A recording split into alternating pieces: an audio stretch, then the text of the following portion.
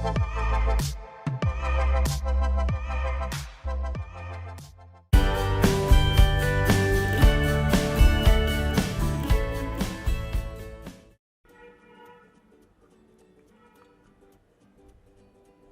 student, I am Sekhar Mande. Welcome once again my YouTube channel.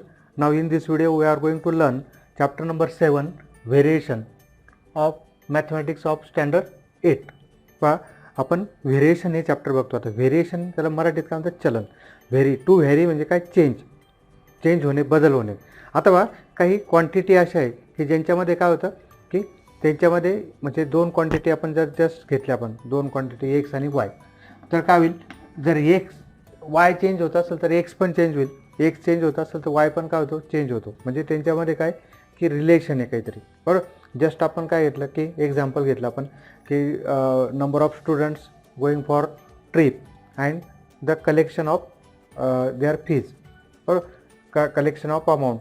मग काय येईल आपलं तो की जर जास्त विद्यार्थी ट्रिपला येत असतील, सहलीला येत असतील, तर आपल्याला काय वाटेल की आपली अमाऊंट पण काय होणार आहे, जास्त होणार आहे, बरोबर.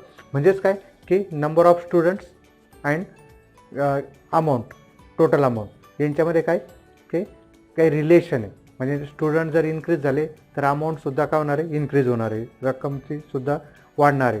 पण आता काही एक्झाम्पल्स असे की एक गोष्ट वाढली तर दुसरी काय होते, कमी होते. One is increase then other is decrease, that is other is reduce. For example तुम्ही टेक्स्टबुक वाचताय, टेक्स्टबुक्सला काय 200 पेजेस आहे, 200 पेजेस, आणि तुम्ही डेली किती number of pages read daily, तुम्ही काही पेजेस रोज वाचताय. समजा तुम्ही 10 पेजेस वाचताय रोज, तर तुम्हाला किती 20 दिवस लागतील. 40 जर काही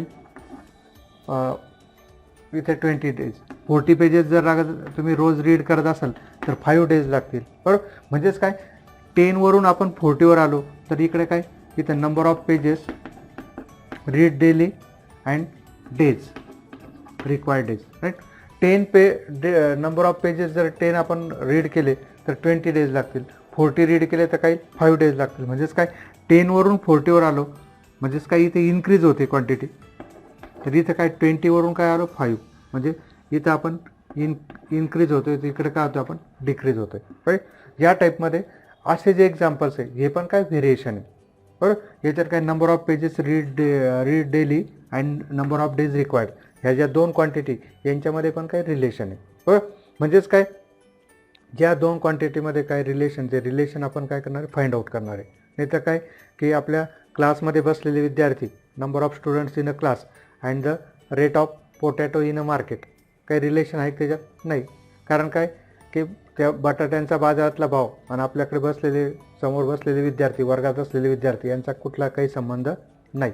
म्हणजेच काय यांच्यामध्ये व्हेरिएशन राहणार नाही. म्हणजेच काय जस्ट व्हेरिएशन काय की just if one quantity change then change occur in other quantity, then there is a variation in between that quantities. एका राशीत बदल होत असेल, बदल होताना दुसऱ्या राशीतसुद्धा काय होतो, बदल होतो. हे जे व्हेरिएशन आहे ते आपण म्हणजे हा जो चेंज आहे त्यालाच काय म्हणतो, आपण व्हेरिएशन म्हणतो. ओके.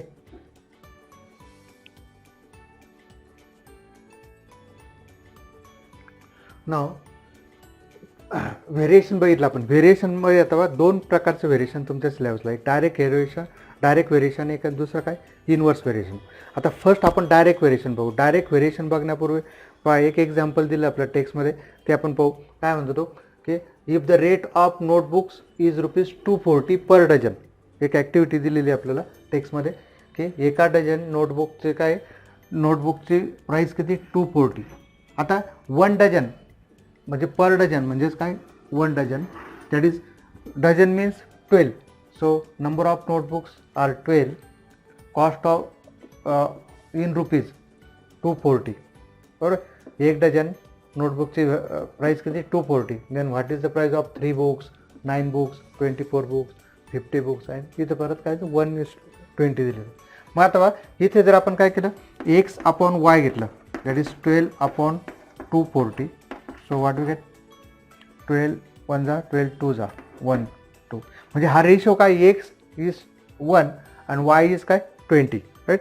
म्हणजेच काय x, number of x that is number of notebooks are 1, then we get that is, then y is 20 means the price of one notebook is 20 rupees.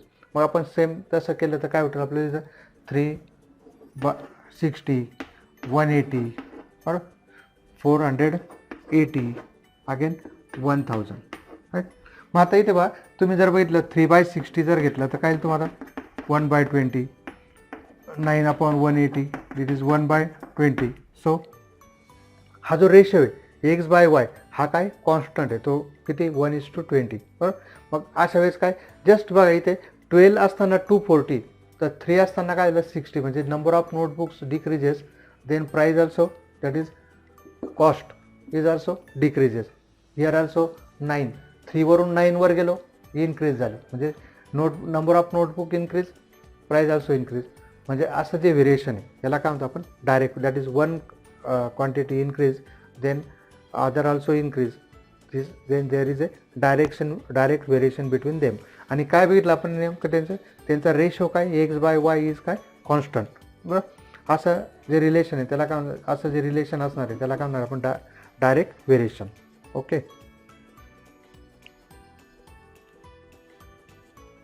बघा विद्यार्थी मित्रो डायरेक्ट व्हेरिएशन आता बघा आपल्याला आपण बघितलं डायरेक्ट व्हेरिएशन म्हणजे काय की जर त्या व्हेरिएबल आर इन सेम प्रपोर्शनमध्ये असेल. मागच्या वेळेस बघितलं आपण त्यांचा रेशो काय होतं 1/20 1/20 राईट. त्याला काय म्हणतो आपण सेम प्रपोर्शन. मग काय बघा the statement x and Y are in the same proportion बघितलं आपण एक्स बाय वाय 1/20 1/20 1/20 होतं राईट. मग आता बघा कॅन बी रिटर्न ॲज याला आपण काय लिहिणार आहे x and Y R in direct variation. काय म्हणणार आपण त्याला एक्स आणि वाय इन डायरेक्ट व्हेरिएशन और देर is direct variation between X and Y. काय म्हणणार त्याचं की देर इज बाय टर्म लक्षात घ्या देर is direct variation between X and Y. आता हे कसं लिहिणार आहे आपण की एक्स आणि वायमध्ये डायरेक्ट व्हेरिएशन आहे हे आपण कसं लिहिणार आहे बघा. It is symbolically denoted as x असं दाखवणार आहे आपण अल्फा बरोबर. अल्फा काय ग्रीक लेटर आहे याला वाचताना काय म्हणणार X is directly proportional to Y किंवा there is direct variation between X and Y. याचं मिनिंग काय there is direct variation between X and Y. And हे झालं व्हेरिएशन डायरेक्ट व्हेरिएशन. आता आपल्याला काय पाहिजे इक्वेशन फॉर्ममध्ये and in equation form it is written as x is equal to K y. आपण बघितलं एक्स बाय वाय बरोबर काय होतं 1/20 होतं लास्टमध्ये. आता 1/20 म्हणजे काय के म्हणजेच काय X by Y is equal to K. हा रेशो जर कॉन्स्टंट असेल तर त्यांच्यात कोणतं व्हेरिएशन राहील डायरेक्ट व्हेरिएशन म्हणजे X by Y is equal to काय के. म्हणून काय where K is constant K काय स्थिरांक असेल बरोबर. म्हणजेच काय एक्स इज इक्वल टू हा वाय इकडे जाताना काय मल्टिप्लाय होईल के वाय म्हणजेच काय X is equal to K Y और X by Y is equal to K where K is constant of variation.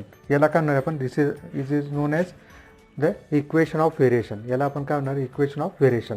आता बघा इक्वेशन ऑफ व्हेरिएशन आता आपण याचं जर डायरेक्ट व्हेरिएशनचं एक्झाम्पल एक दिलेलं आपल्याला बघा की एरिया ऑफ सर्कल काय पाय आर स्क्वेअर म्हणजेच काय ए इज इक्वल टू काय पाय आर स्क्वेअर. पाय काय कॉन्स्टंट आहे मी काय A upon R square is equal to pi असं लिहू शकतो बरोबर. म्हणजे याचा अर्थ काय पाय काय कॉन्स्टंट आहे पायची व्हॅल्यू आपल्याला माहिती आहे सगळ्यांना. पाय काय कॉन्स्टंट आहे 22/7 किंवा 3.14. म्हणजे याचा अर्थ काय की area of circle and is directly proportional to the R square किंवा area of circle and R square radius square there is direct variation between these two that is area of circle and square of radius. There is direct variation between area of circle and square of radius right.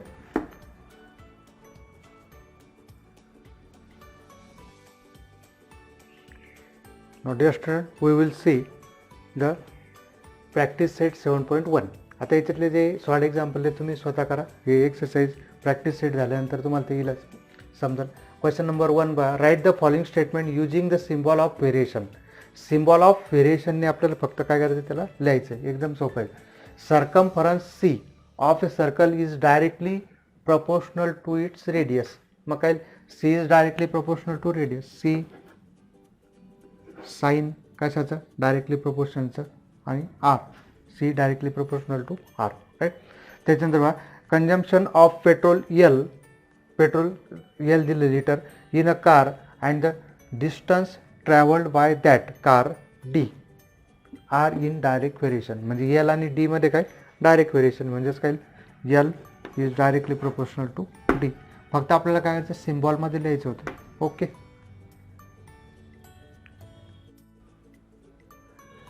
आता question number 2 काय complete the following table considering that the cost of apples and their numbers are in direct variation. Number of apples आणि cost of apples यांच्यामध्ये काय दिलं आपल्याला direct variation दिलेलं आहे. काय दिलं आपल्याला बघा देअर आणि आपल्याला काय करायचं आहे की number of apples 1 then cost 8 4 32 then find out the number of apples when cost is 56. What is the cost of 12 apples and find out the number of apples when cost is 160. right. या पद्धतीने आपलं example आहे. आधी काय करू आपण cost of Apple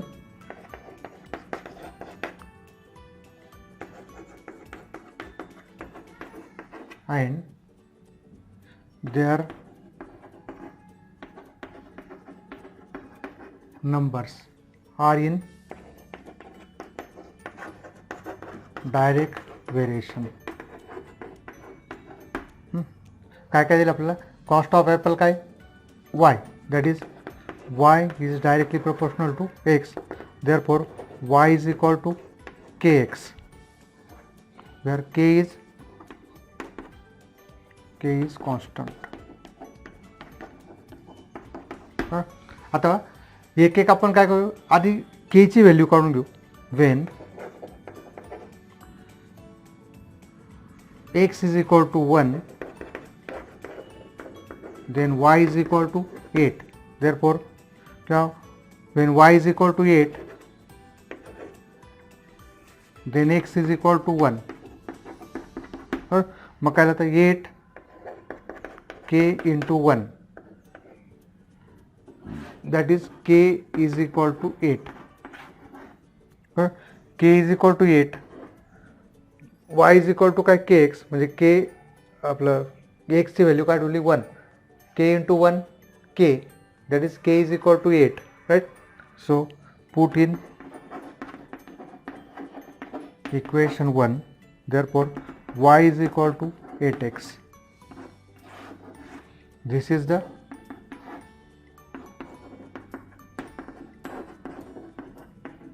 equation of variation right. आता एक एक काय करू आपण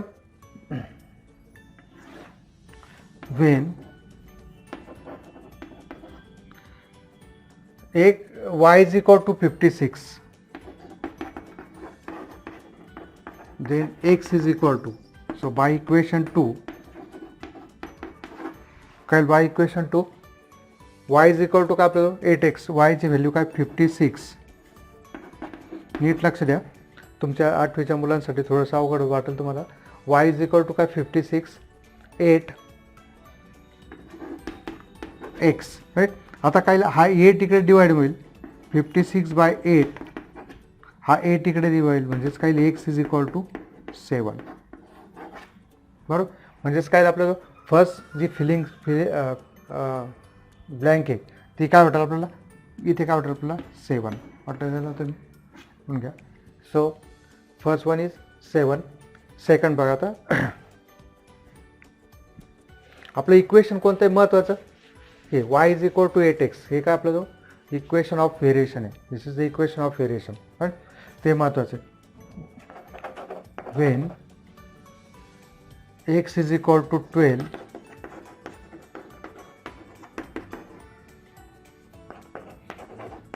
so by equation second by equation second काय वाटेल तुम्हाला this is second equation. y is equal to 8 into x is 12 96 y is equal to काय 96 हे इथे ठेवायचं आहे.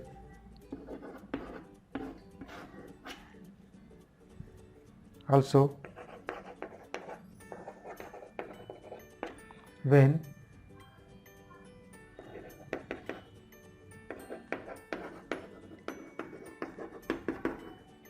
then x is equal to, so by equation 2 8 into x, right? So x is equal to हा 8 इकडे divide होईल 180 bye आपलं 160 by 8, x is equal to 20. So this complete this table. Okay, 7, 96 and 20, these are the values, these are the blanks. Okay, now second one baga, third one. If m is directly proportional to n, there is direct variation between m and n. When m is 154, n is equal to 7. पहा दोन्ही दिलेले आपल्याला. Find the value of m when n is equal to 14. बरोबर. अथवा m is directly proportional to n, that is there is direct variation between m and n, and therefore m is equal to kn, where k is constant of variation, right? Equation 1. आता आपलं theory काय, concept काय बघा, याच्यात तीन गोष्टी m k आणि n, m k आणि n तीन थिंग्स आहे. मग आता तीन अननोन आहे, तीन व्हेरिएबल्स आहे. मग काय काय राहील, पहिल्यांदा m n ची व्हॅल्यू दिली जाईल, मग k ची व्हॅल्यू काढायची, मग त्याच्यावर आपल्याला इक्वेशन ऑफ व्हेरिएशन भेटेल. आणि इक्वेशन ऑफ व्हेरिएशन नंतर गिवन आयदर m जर दिलं असेल तर n काढा, n दिलं असेल तर m काढा, बस झालं. असं दे, याच्या व्यतिरिक्त काही नाही. Now when m is equal to 154, then n is equal to 7. Therefore 154 k आणि n मध्ये काय रिलेशन मल्टिप्लाय व्हायचं म्हणून 7. Therefore k is equal to 154. हा 7 इकडे येताना डिवाइड होईल. k is equal to 22. 7 चा 154. आता put in equation 1. काय 1 इक्वेशन 1 कोणतं आपलं, m is equal to kn. So m is equal to 22n.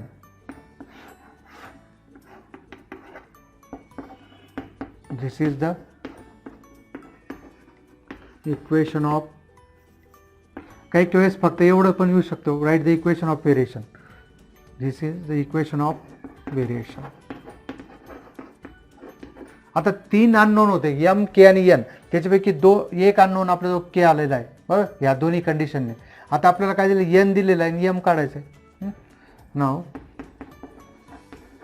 when n is equal to 14, then m is equal to, so by equation 2 m is equal to 22 into 14, 22 4 जा 88, 8 carry, 22 1 जा 22 and 8, 308. So when n is equal to 14, therefore when n is equal to 14, then m is equal to 308.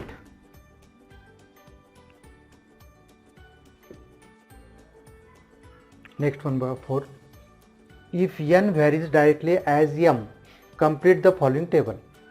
हे table complete करायचं आहे. आता हा table direct लिहायचा नाही आहे, हे प्रोसिजर आपल्याला कंप्लीट करावं लागेल. त्यासाठी आपल्याला जर तुम्हाला फक्त काय फिल इन द ब्लँक्स म्हटलं तरच हे करायचं, किंवा बोर्ड म्हणजे एखादा ऑब्जेक्टिव्ह क्वेश्चन असेल तरच करावं लागेल. पण तुम्हाला परीक्षेमध्ये याला काय करावं लागेल, पूर्ण सोडवावं लागेल. बरोबर, म्हणून काय आता n varies directly as m, therefore n and therefore n by m is equal to k, that is n is equal to mk, constant of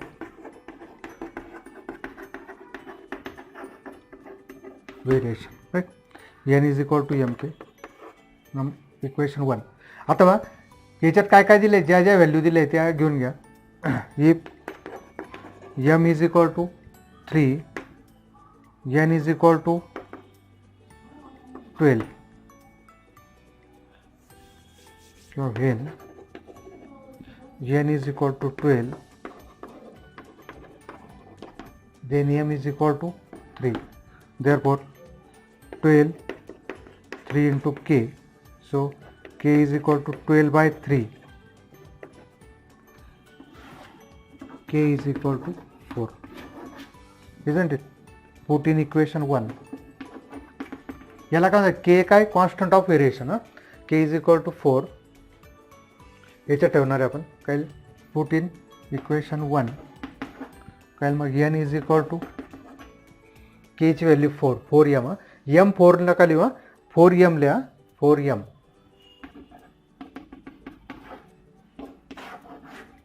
this is the equation of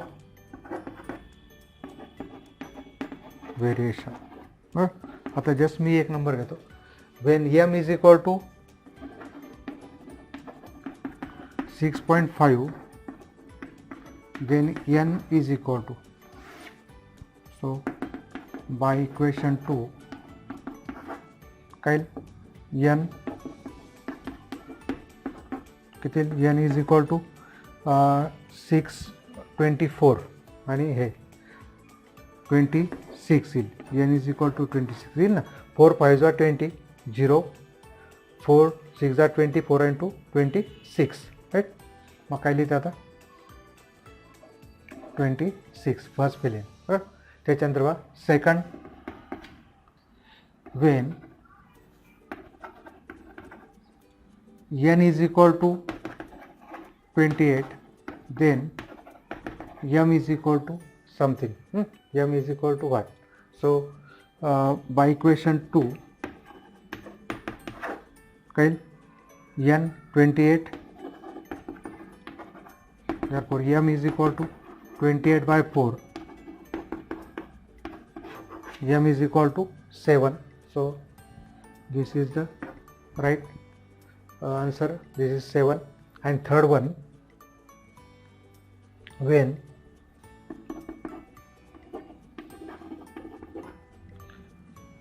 m is equal to 1.25, then n is equal to, so what do we get? By equation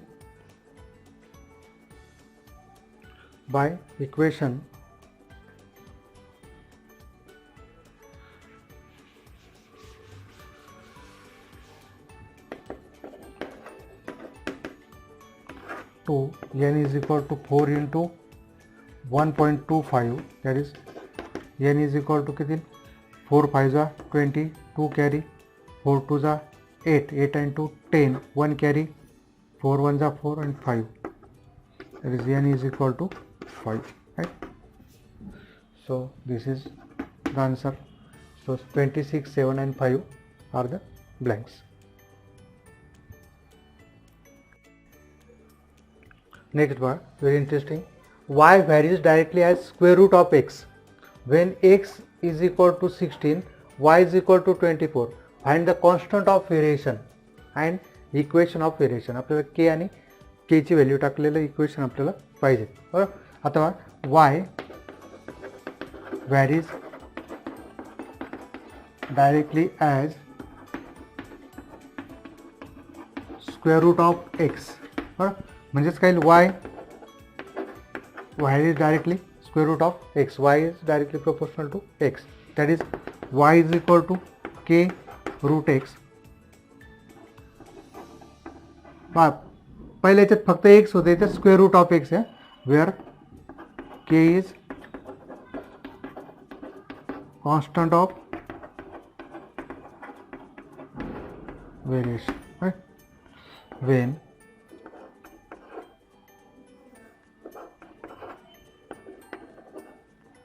काय आपल्याला x is equal to 16, then y is equal to 24 किंवा y आधी लिहिलं तर चालेल. मग काय 24 k, note that root 16, so 24 is equal to k root 16 is 4 and therefore k is equal to 24 by 4, so k is equal to 6. So put in equation 1. So this is equation y is equal to 6 root x. This is the equation of variation and constant of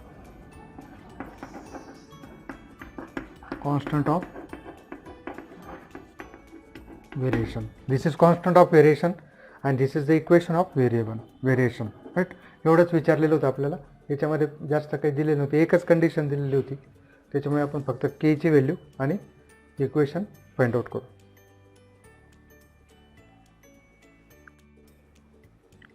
last question काय बघा.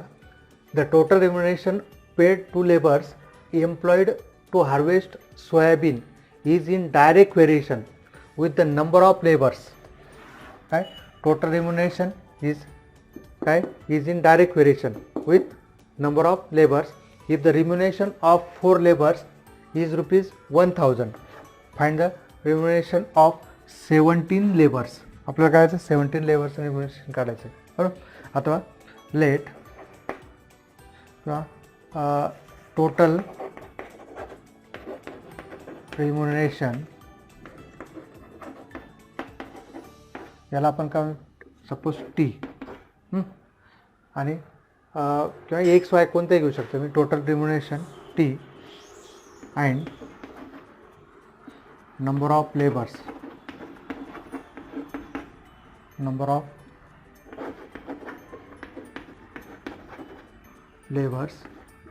काय घेऊ आपण N R in direct variation. Therefore t is directly proportional to n. There is direct variation between t and n. तुम्ही कोणतेही variable घेऊ शकता, x Y वगैरे. मग काय t इज इक्वल टू काय K N, K a constant of variation, equation 1. आता first काय दिलं, इफ रिम्युनरेशन ऑफ 4 लेबर्स, बरोबर. म्हणजे काय when n is equal to 4 then t is equal to काय 1000. Therefore 1000 k into 4, so k is equal to 1000 divide by 4, 4 2 जा 8, 4 5 जा 20, so k is equal to 250. Put in equation 1. Therefore t is equal to 250 n is the equation of variation. तुम्ही सरळ एका खाली एक लिहायचं, हे आपलं जागा नाही म्हणून मी आपण असं लिहितो. नाव वेन काय दिलं आहे 17, when n is equal to 17 then t is equal to किती मग आता by equation 2 t is equal to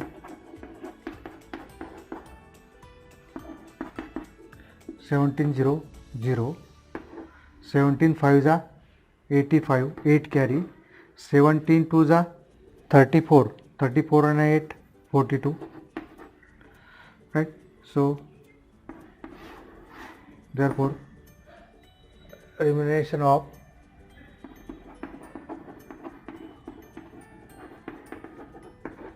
of 17